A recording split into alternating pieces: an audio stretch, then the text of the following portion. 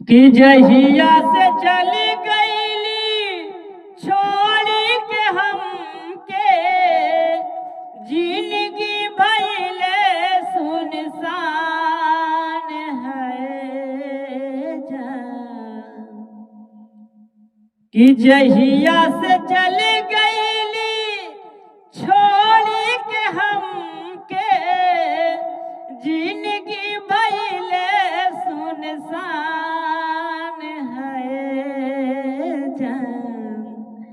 जाए चंदा ले आवा खबरिया, जाए चंदा ले आवा खबरिया, कैसन के बाड़ी हमर जान हो।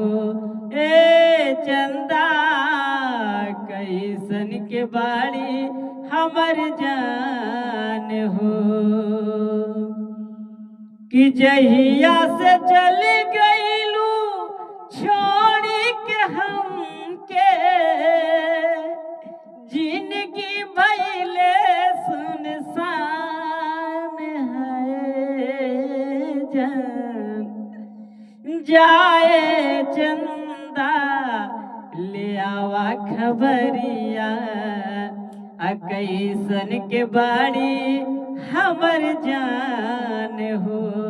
ए चंदा कैसन के बाड़ी हमर जान हो।